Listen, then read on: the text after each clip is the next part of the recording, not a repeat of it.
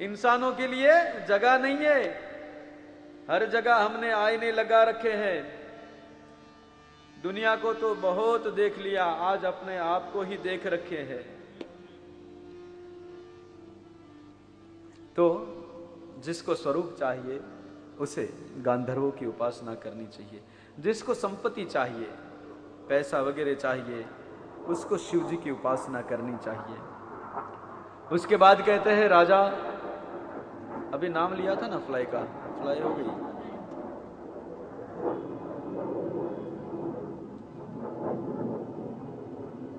तो कहते हैं राजा, जिसको सकाम या अकाम तीव्र भक्ति की प्राप्ति करनी है, उसको परम पुरुष भगवान कृष्ण का यजन करना चाहिए। और फिर कहते हैं, सुन राजा, जिन्होंने अपने कान से हरि कथा नहीं सुनी, वो कान नहीं सर्प के रहने के डर है। आओ मानस की ओर थोड़ा चले। जिनके श्रवण, जिन सुनी नहीं हरि कथा काना, तिनके श्रवण। जिनके श्रवण समुद्र समान, जिनके श्रवण समुद्र समान, जिनके श्रवण समुद्र। क्या कहा? जिनके श्रवण समुद्र समाना, समुद्र जैसे जिनके कान है, फिर भी क्या करते हैं? हरि कथा नहीं सुनते। इसके लिए महात्मा ने कहा, जिन हरि कथा सुनी नहीं काना, तिनके श्रवण अहि भवन समाना। जिन हरि कथा सुनी नहीं काना, जिन हरि कथा सुनी नहीं काना, श्रवण रंध्र अहि भवन समान। जिन्होंने अपने कान से हरि कथा नहीं सुनी, उनके कान ही नहीं है। वो सर्पों के रहने के डर है। मेरे ठाकुर ने श्रवण क्यों दिए हैं? उनकी कथा सुनने को। अच्छा, भगवान ने चक्षु दी है, आंखें दी है, नेत्र द्वार दिए हैं, फिर भी कभी मेरे सावरे सेठ का दर्शन नहीं किया, तो वो आंखें नहीं है भाई। वो क्या है? बोले मोर पीछ में जो तुंगल्य होते हैं ना, देखा है मोर पीछ कैसा होता है? और ठाकुर के मुकुट में हुआ करता था, वो तुंगल्य है।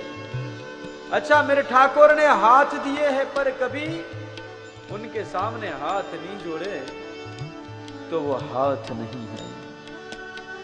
अच्छा, पांव दिए हैं, पर चलकर कभी उनके मंदिर तक नहीं गया।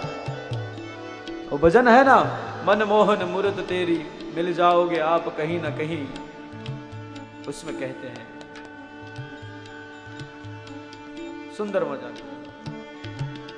जग में भेजकर प्रभु तूने उपकार किया, पैर दिए पर इन पैरों से चलकर मंदिर तेरे कभी ना आया। और नहीं जाते उनके पैर, पैर ही नहीं है। अच्छा, वाणी दी, जिह्वा दी, जीभ दी, पर नहीं करई राम गुण गाना, जो नहीं करई राम गुण गाना, जी हसो दादुर जी समा।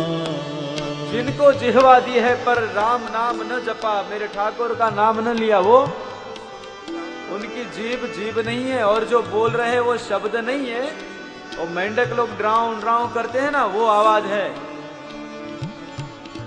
तो परीक्षित श्रवण करो, एक ध्यान होकर सुनो। और ये कथा की शुरुआत तो हो गई, लेकिन तब जाके सुखदेव जी बाबा को याद आया, देखो इसको कहते हैं कथा की प्यास। प्यास दो तरीके की होती, एक पीने की और दूसरी पिलाने की।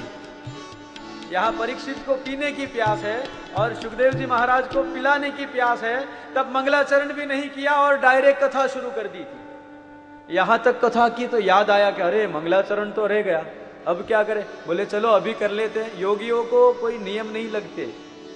तब फिर मंगलाचरण किए। क्या किए? नमो नमस्ते करके सुंदर मजाक एकदम मंगलाचरण किए। और उनके बाद कथा की, नारद और ब्रह्मा जी का जो संवाद हुआ उनकी कथा की। उसमें चतुश्लोकी जो कल हम लोग ने गाई थी ना, नारद जी महाराज ब्रह्मा जी को दे रहे थे, नारद जी महाराज व्यास जी को दे रहे थे, उस समय वो चतुश्लोकी का उपदेश हुआ, उसकी बात कही। और फिर दूसरे स्कंद को वहीं विराम देकर तीसरे स्कंद में व्यास जी महाराज कहते हैं, एवं तत्पुरा पृष्ठो मैत्रेयो भगवान किल क्षात्रावनं प्रविष्टेन त्यक्त्वा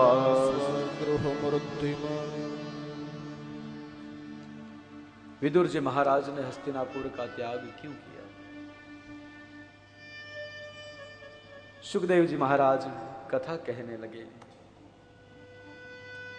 विदुर जी का चरित्र बड़ा प्यारा है।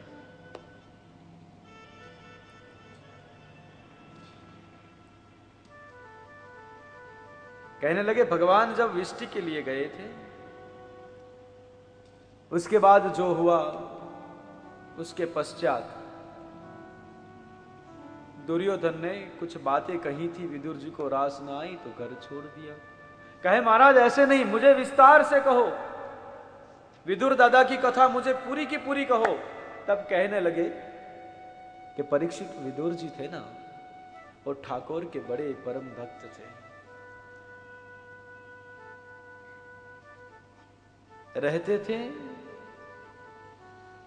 हस्तिनापुर की सभा में, पर उनका निवास स्थान कहां था पता जानते हो? गांव के बाहर नदी किनारे एक कुटिया में रहते थे।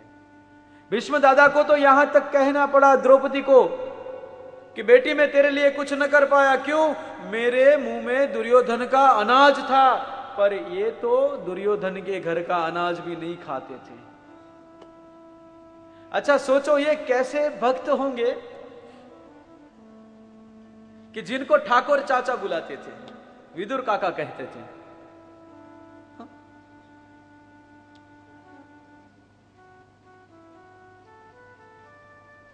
और हस्तिनापुर में इनका बड़ा महत्व था।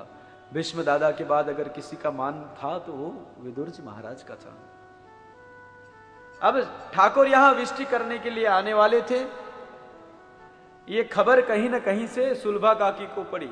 अब विदुर काका तो भगत थे, पर विदुर काका से भी बड़ी भक्तानी ये सुलभा काकी थी।